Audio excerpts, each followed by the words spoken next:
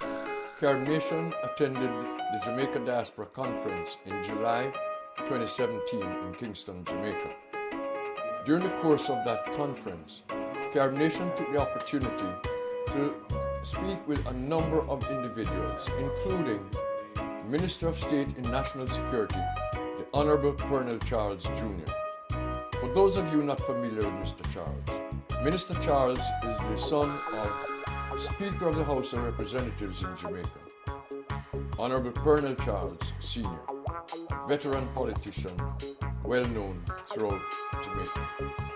During our conversation with Minister Charles, we asked him about his portfolio in the Ministry of National Security. He focused primarily on the prison systems, which comes within his remit. The whole question of rehabilitation of prisoners, reintegration of prisoners into society, and most importantly, juvenile incarceration. Minister Charles has a lot to share with us on how he wants to go forward, including how he would like to engage with the diaspora in terms of making these initiatives real. This and more next on CARIBNATION TV.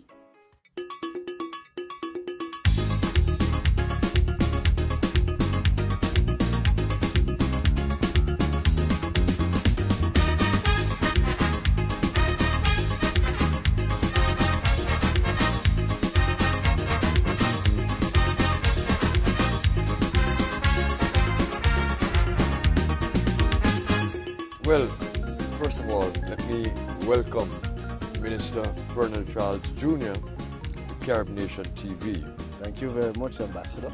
We are here in Jamaica. We are covering the Diaspora Conference. Yes. And we are doing some other interviews around the Diaspora Conference.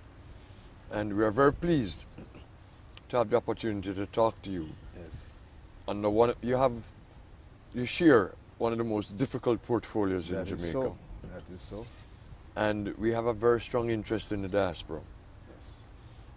As to how this is being handled by the government. Minister Charles is Minister of State in the Ministry of National Security. Yes. And tell us about your specific responsibilities in the ministry. Well, first and foremost, let me say thank you to you, and thank you to CARIBNATION TV. And I want to acknowledge all of the Jamaicans and friends who have taken the time to be here physically. It makes a big difference to see the contingent of persons that have committed themselves to this conference. I also want to acknowledge those who couldn't come for whatever reason, but who are still as committed and are a part of this conference in their heart, and they're watching us on CARIBNATION, and they're involved and WhatsApping and listening.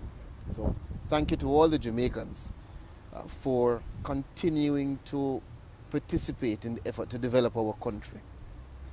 At the Ministry of National Security, my specific responsibility is the correctional services, adult and juvenile. That also includes the probation services. And I'm also specifically in charge of the Jamaica Combined Cadet Force, which is a youth arm almost of the JDF. And I do a number of other projects in the national security portfolio related to various things to support the thrust towards the greater plan of securing Jamaica.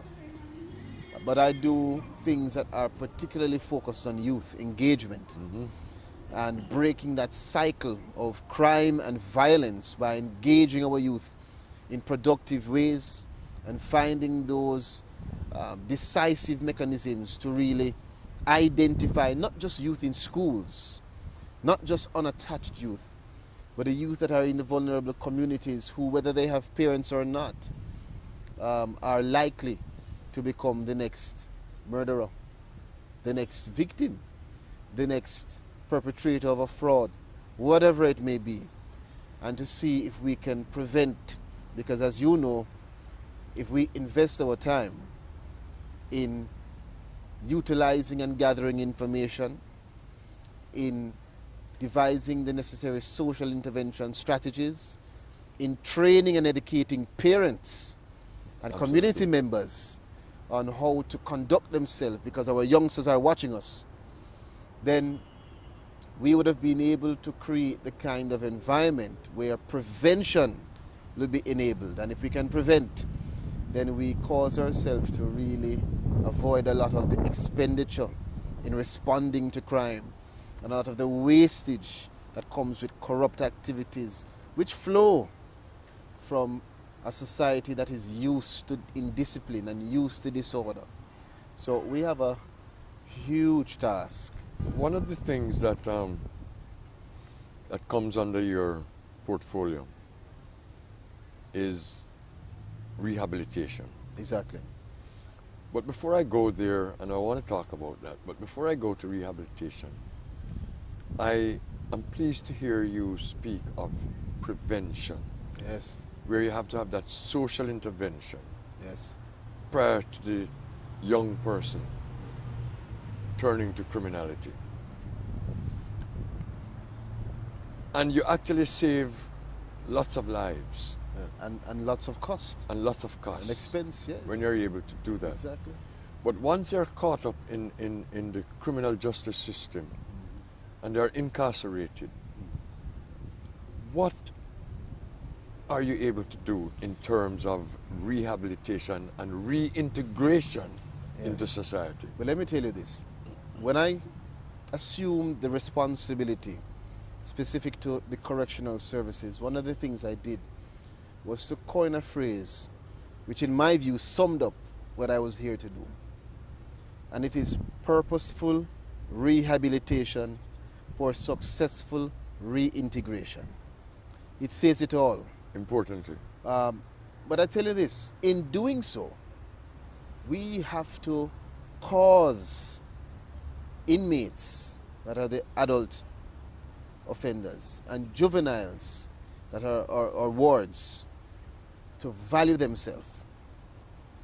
There is a power when you know who you are, what you are about, and when you have something to do tomorrow.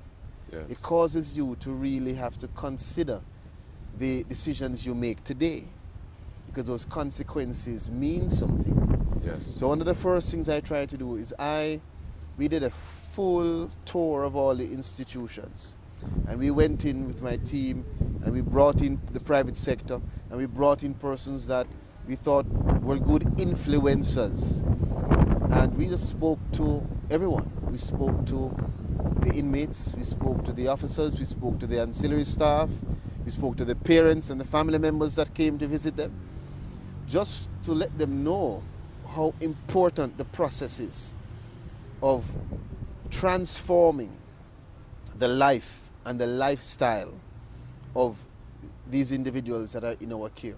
Yeah. Tell me, what kind of program do you have in place to give skills, skills that can, lifetime skills, Yes.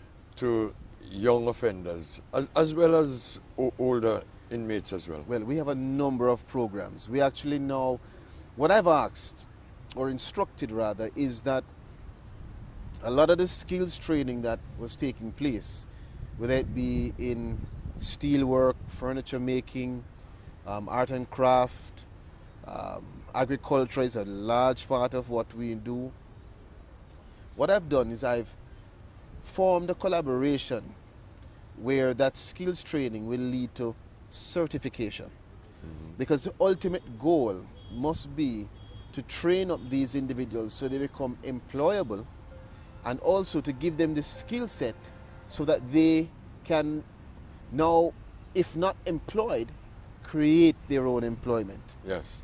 Right? So it all falls back to developing the kinds of activities that are within the context of our society going to present practical ways for them to move forward.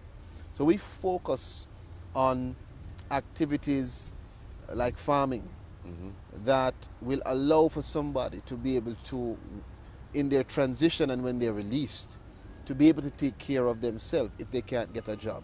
Because the reality is, even though unemployment is going down, it's already hard for somebody to secure employment. So how hard will it be in practical terms for somebody who was just incarcerated? Right. So the focus is on developing the entrepreneurial capacity and also in creating the kind of framework for this person. So we focus a lot on literacy and numeracy. One of the big problems we have is that we still have, in my view, too small a percentage of persons engaged in those activities. So we have to broaden and expand the amount of inmates that are involved and integrated into these programs. And that's one of the things that we're focused on and have been focused on for this year. After you have provided your charges with some skills and certification, Yes. how receptive is the private sector to employing them? Well, listen, again, I take a very pragmatic approach. I understand persons' apprehension. Yes.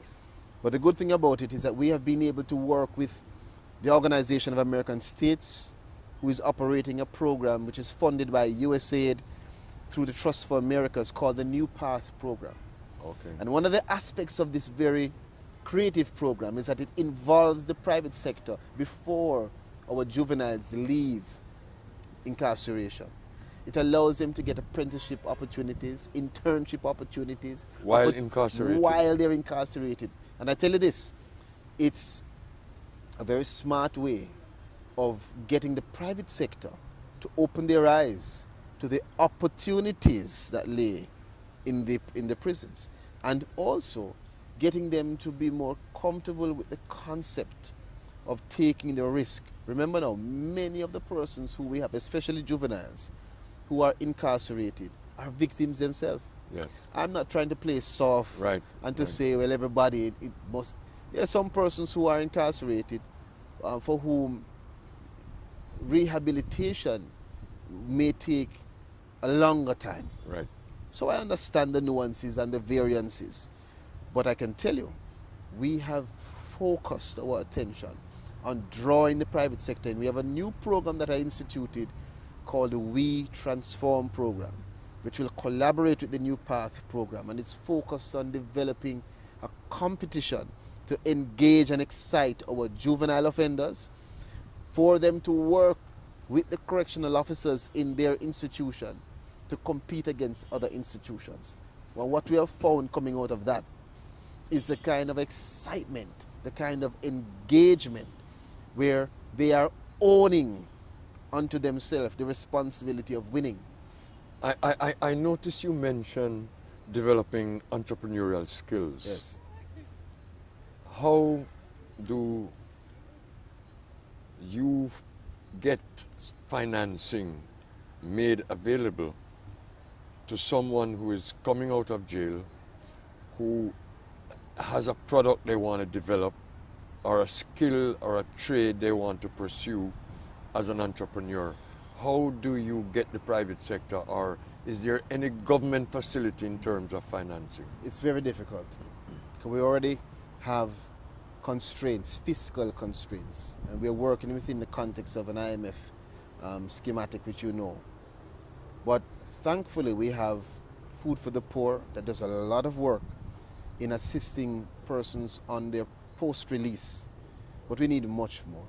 This is an area where we could have significant contribution from the diaspora and from the private sector, from corporate Jamaica, wherever they may be, in Jamaica or otherwise. Right. Another area, just to piggyback on it, is the area that deals with the family members connected to this person that is incarcerated. The family is inextricably affected by the gap that is created when the void is there. When you remove somebody, criminal or not, Yes. from a family, Yes. you leave a void. That absent father, that absent mother, that absent son, that absent daughter. So in the context of those children especially that are in that family that is now disconnected and disoriented by this absence, we are trying also to put together a mechanism to give support to those children so that they can be pushed through school. And let me tell you why. It's not just an ad hoc determination. I have found, based on research, many of the children of offenders do what? Become offenders themselves. Many do not, but many do. And the reasoning behind it is that because of the gaps, the financial constraint, the lack of a role model, that disconnection, or just simply following what your father did, it leads them down that path. And it's somewhere that we have to treat it, in addition to ensuring that we allow these incarcerated persons to have communication, regulated and moderated communication with their family. And this is an interesting aspect of prevention. Of course. The social and economic intervention into these families, into these households. But let me go back a little bit and ask you about the types of individuals that are incarcerated in terms of violent versus non-violent crimes. Yes. Do you have some statistics on that? Well, I can't recall offhand all the specifics of it. I mean, we have a range of persons that are incarcerated. Of course, many of our custodial sentences are the persons with more serious offenses. Persons who, non-violent offenders, are highly likely to get a suspended sentence or a non-custodial sentence, unless it is something that requires that punitive nature, some fraud issue or something that is a repeated offense.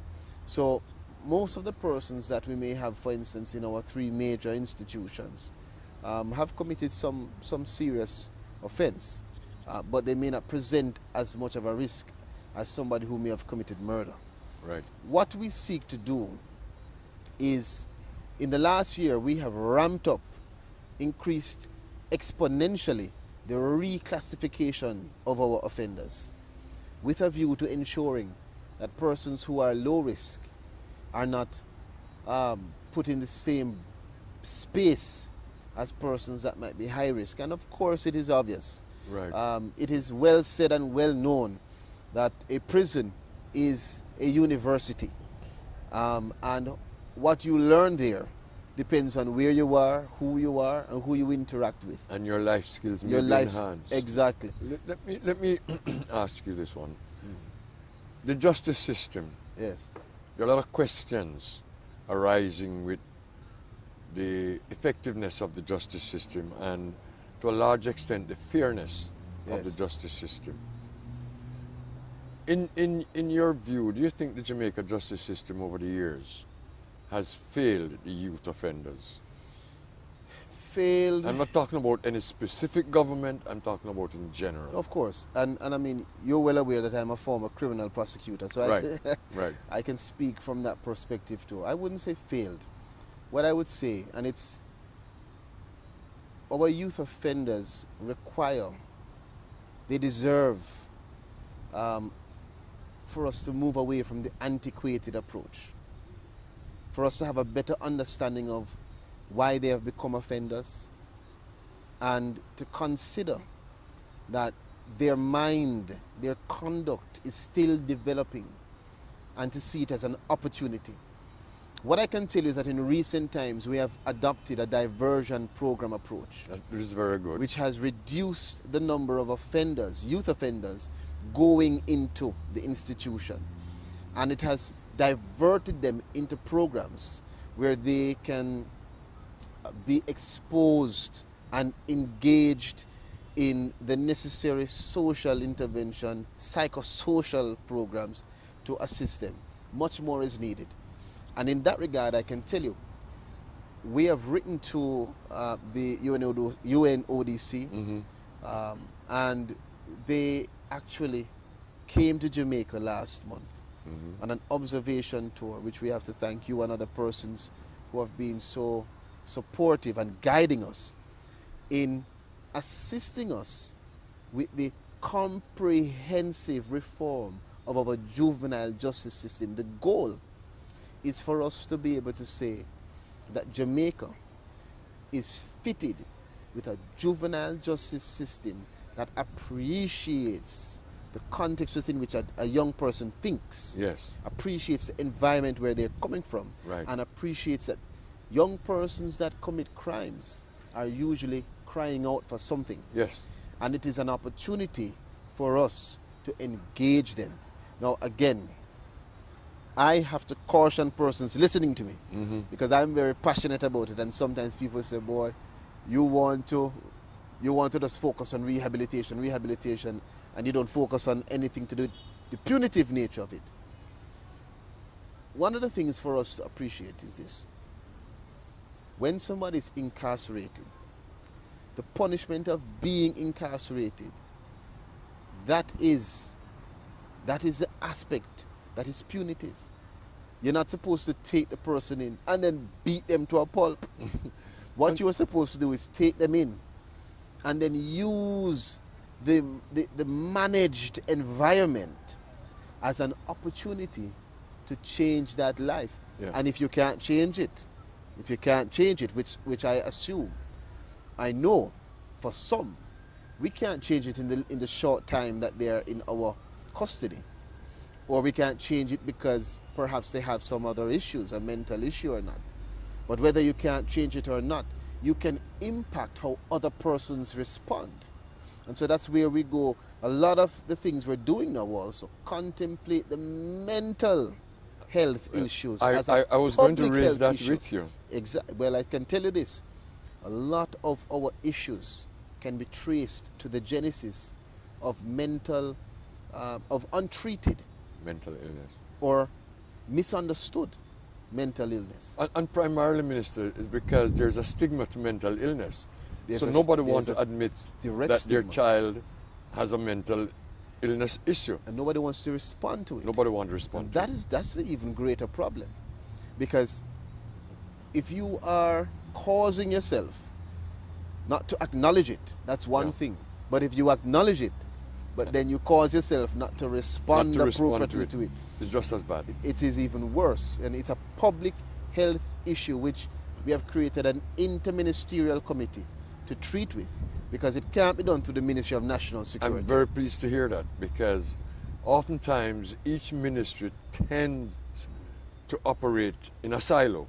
Well, I can tell you, when there should be integration on some of these issues, the Justice, the Ministry of Health, the Ministry of Education, Ministry of National Security have to have integrated programs to deal with some of these issues. The other ministries must be tired of me, because every meeting that I have, I call somebody from the Ministry of Education, from the Ministry of Justice, from the Ministry of Local Government, from the Ministry of Health, somewhere else.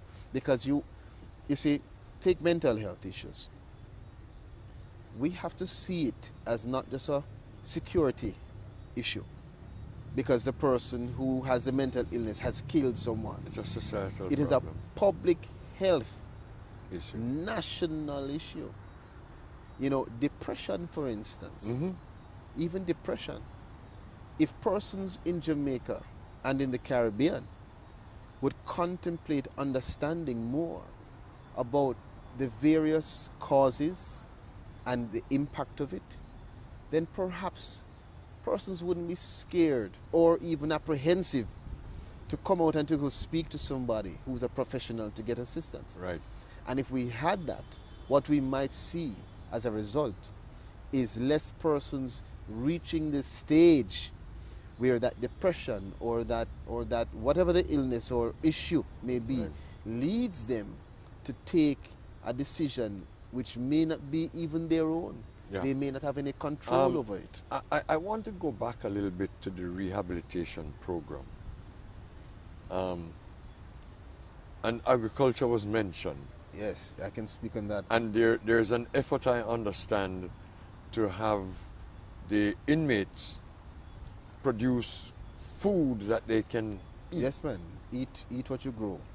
And do they understand that they are creating a self-sufficiency while they are in jail, and that those skills can, beyond the incarceration, could also prove to be self-sufficient? Let me tell you,